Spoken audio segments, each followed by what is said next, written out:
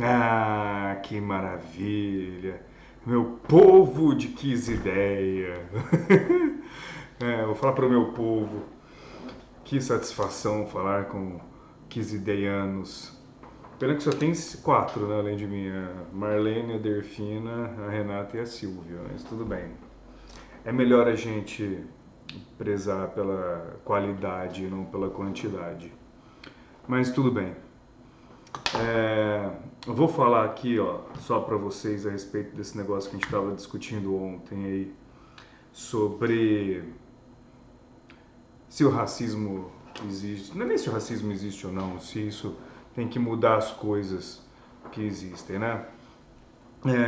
Teve aquele negócio lá do vento levou, mas mais do que isso, até antes, teve aquele episódio lá daquela estátua lá do Edward Colston, que eles derrubaram lá em Bristol, lá na Inglaterra. E, enfim, só quero falar uma coisa a esse respeito aí com vocês. Em primeiro lugar, assim, ó, estátua. A palavra estátua vem do latim estar de pé, né? Então, se as estátuas começam a cair, quer dizer que alguma coisa não está muito certa, né? Porque elas foram feitas para ficarem de pé. Mas não é novidade de derrubar a estátua, né? Nem de desfazer homenagem. Por exemplo, lá no Saddam Hussein colocou uma estátua dele lá em Bagdá. A primeira coisa que fizeram quando ele caiu foi lá e derrubar a estátua dele. É, as estátuas dos ditadores soviéticos lá, Stalin, né, e tal, também caíram todas. Isso não é novidade nenhuma. A novidade é que caiu agora umas por conta de racismo, por conta de política. Sempre já, isso não é nem novidade, não é nem na história recente, né? Porque você pegar a história egípcia de 2, 3 mil anos atrás, os caras lá e martelava tudo em cima das inscrições do nome do outro faraó que era para ser esquecido e coisa e tal, derrubava os obeliscos do cara. Isso é coisa desde o mundo é mundo. A novidade é só de estar caindo por conta de racismo, né? Bom, enfim. Então, esse Edward Colston aí, lá, eu nunca nem tinha ouvido falar desse cara, depois fui ver. E ele não é um chinelão assim de tudo. O cara ainda teve. O cara ainda era biólogo, teve uns trabalhos em botânica lá meio relevante e tal. Mas enfim. O problema é o seguinte, e isso a gente tem que ser muito radical. É que, bom, para o cara ter uma homenagem e que você querer derrubar a homenagem, você tem que, no básico, o mínimo, é você entender, porque o monumento ele é o que? Uma homenagem geralmente já do passado a alguém que viveu mais no passado ainda, né? Então você tem que entender quem, mais do que quem foi a pessoa, é quem fez a homenagem para a pessoa e por que que esse cara recebeu homenagem e que época ele recebeu homenagem, né?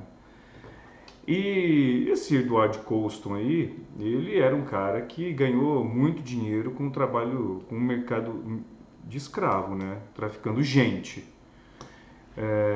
Nem muito para o Brasil não, mas é para a América Central. Mas enfim, um cara, e eu acho que nisso a gente tem que ser radical, sim. Um cara que está diretamente ligado à escravidão não é um cara que merece ter uma estátua, não é verdade? Esse cara, por N coisa que pode ter feito, o motivo dele ter ganho a estátua é porque ele ajudou a comunidade, ele dava dinheiro, ele fazia doações. Mas de onde vinha esse dinheiro? Era de sofrimento humano, de gente que era tirada do seu lar na África, escravizado e levado para outro lugar, né? Muitas vezes separado da família, enfim. Então, uma pessoa dessa não merece ter estátua, né? Tem mais é que cair mesmo, entendeu?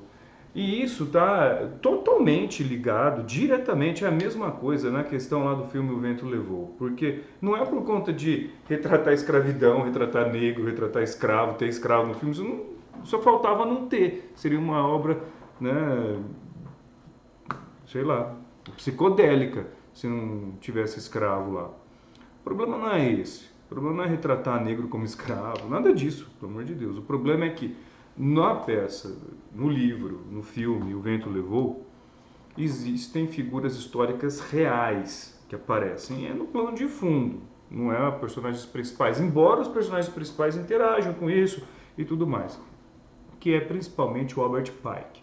Você não sabe quem é Albert Pike, não vem encher meu saco, vai lá estudar, vai ver quem que é esse filho da puta, entendeu? E lá ele é tratado como um mocinho, como herói, entendeu? Quem cultua esse Albert Pike hoje não é mais o Clark Gable e a Olivia Lee lá, o Scarlett O'Hara e o cara lá do Vento Levou. Quem cultua esse cara hoje em dia são os neonazistas, era até pouco tempo atrás a Ku Klux Klan, e o que existe da Ku Klux Klan ainda hoje também cultua esse cara, e esse cara aparece no filme O Vento Levou como herói. Então, não merece também esse filme, por conta disso, ser tá no catálogo do Netflix, da HBO, da Amazon ou de onde for.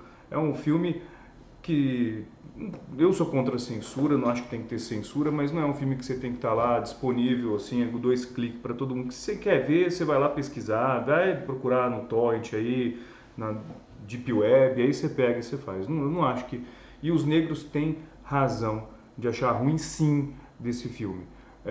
E o mal do brasileiro hoje exatamente é esse, entendeu? É que hoje o Brasil é um país de ignorante, que quer ensinar o que o nazismo é de esquerda, que quer ensinar nazismo para alemão, quer ensinar economia para o The Economist lá da Inglaterra, o que é capitalismo, quer ensinar agora o que é racismo para negro, o que é feminismo para mulher, entendeu? Então, os negros se dizem que isso é racismo sim, e branco tem que ficar quieto, baixar a cabeça, botar o rabo no meio das pernas e aprender. Porque não tem, o que eu estou falando é por conta que eles falam que é. Então eu branco não vou ensinar o que é racismo ou não para negro, entendeu?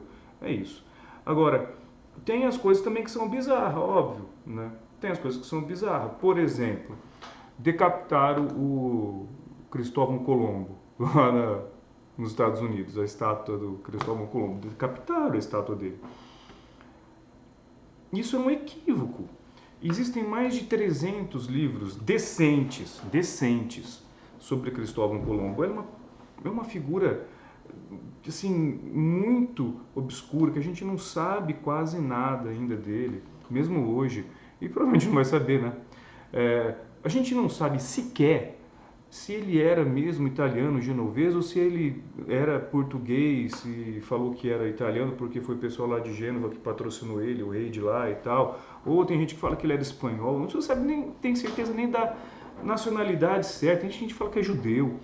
E não se sabe nem isso a respeito dele, muito menos tem relato nenhum que ele tenha maltratado nenhum negro, ou coisa do tipo, ou nenhum índio, ou coisa do tipo, quando eles vieram por aqui.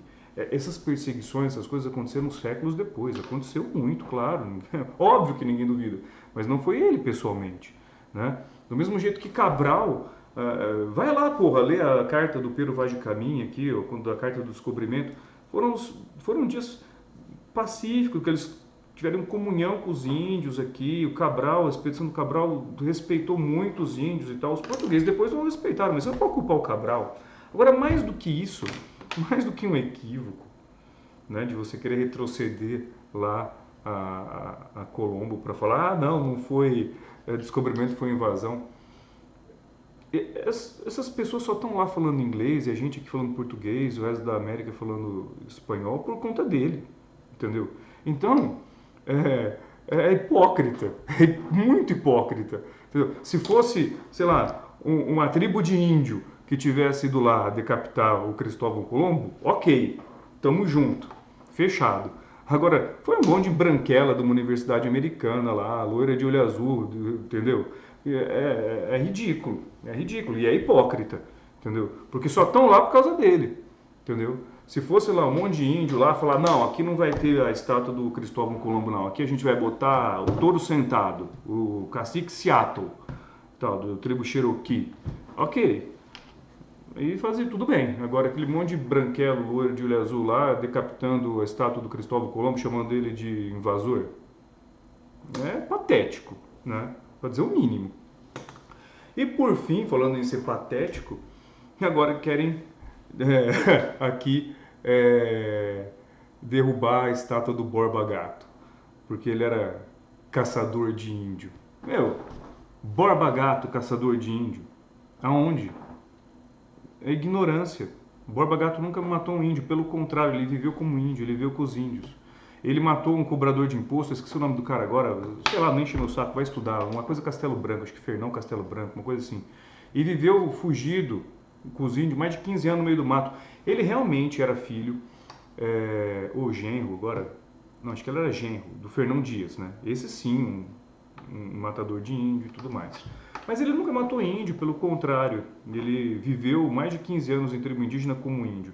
É que na estátua está lá paramentado, parece que ele vai matar índio, que está com um trabuco na mão e não sei o que. Ele era caçador de esmeralda. Ele morreu, inclusive, louco, achando que ele tinha achado as esmeraldas, acharam porcaria nenhuma, entendeu? É, e os próprios bandeirantes, essa história dos bandeirantes é tudo uma farsa. As pessoas não sabem de história, não sabem nada, porque assim, quando a história do Brasil, ela começou a ser contada, os patriarcas da história do Brasil, eles começaram a contar a história com foco no Nordeste, quando foi o descobrimento se deu lá e tudo mais, é tudo de lá que vem a história. Depois de pouco tempo, até a capital foi transferida para o Rio de Janeiro, e durante praticamente quase toda a história do Brasil, ela foi contada pela ótica carioca, do Rio de Janeiro, né? Na época do Império e tudo mais, enfim. E aí, o que acontece?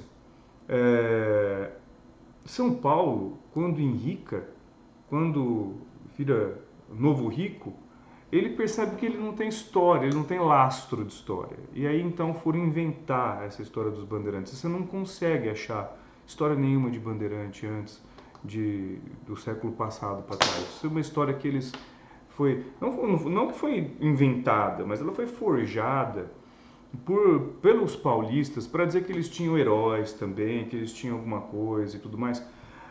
Tanto é que o nome Bandeirante é um nome recente, que não existe. Outra coisa, ó, tinha o Museu do Ipiranga, que foi lá construído, onde por acaso lá, o Dom Pedro está dando uma cagada quando falaram para ele que era para decretar a independência do Brasil, lá, proclamar. Era o Museu do Ipiranga, virou Museu Paulista. E essa história de Bandeirante, o nome próprio, Bandeirante, você não consegue achar na história antes do século XVIII para trás, sendo que eles eram bem anteriores, né? Eles eram chamados de paulistas, eles eram chamados depois de sertanistas. O próprio Robert De Niro, naquele filme lá, As Missões, ele fala, a hora que ele faz o papel de um paulista, né? No filme não fala os bandeirantes, ou sei lá, eles falam os paulistas que estão chegando. Era assim que eles eram conhecidos, na época, como paulistas. Ou depois, mais para frente, como sertanistas. O negócio de bandeiras, bandeirantes, foi uma estrutura forjada por paulistas para construir heróis, mártires e tudo mais, e dar lastro ao Estado, porque ele era meio que ele era largado de lado, né, e tal, e começou a virar um estado, uma potência, começou a enricar, começou a ficar importante, desenvolvido, e queria ter um lastro histórico, um lastro e foi daí que vieram isso aí. Agora você vai pegar e vai tirar lá o nome das estradas, tem um monte de estrada, não é rua, é estrada, né, do Fernão Dias e coisa e tal, e Anguera, que eram bandeirantes.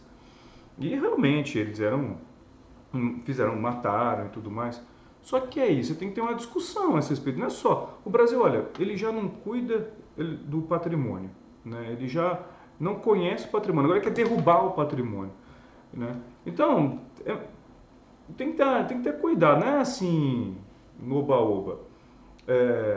Teria que ter uma discussão a esse respeito em torno disso. Mas você vai discutir isso aí com quem? Você vai discutir com esse Congresso? Quem que é esse Congresso aí? É o Tiririca? Enfim, então não tem com quem se discutir isso. Eu até, entendeu? Mas precisaria de ter uma discussão de alto nível porque esses caras, eles também foram muito importantes para o que hoje é o Brasil. Embora as histórias quase sejam todas mentirosas, tem muito exagero, até porque a história dos bandeirantes que chegou nos nossos dias foram contadas por quem? Pelos jesuítas, só era eles que escreviam, que deixavam um registro que pudesse chegar aos nossos dias. Eles eram inimigos dos bandeirantes. Então, obviamente que a tendência é que eles só falassem as coisas ruins ou até exagerassem nelas. Então a gente não pode também ter levar muito a sério isso daí, porque tudo que a gente sabe a esse respeito vem contado pelos inimigos. Os bandeirantes mesmo não deixaram nada escrito, não deixaram documento nenhum e tudo mais. É só história de jesuíta que chegou aos nossos dias hoje, documentos por eles, que eram os inimigos deles, né? E não que jesuítas sejam muito bonzinhos, não. Mataram e escravizaram pessoas tanto quanto os bandeirantes, até mais em alguns lugares. Mas enfim, já me perdi aqui, já estou aí falando aqui há 15 minutos que eu vi, ninguém vai ouvir isso aí mesmo, então vou parar por aqui.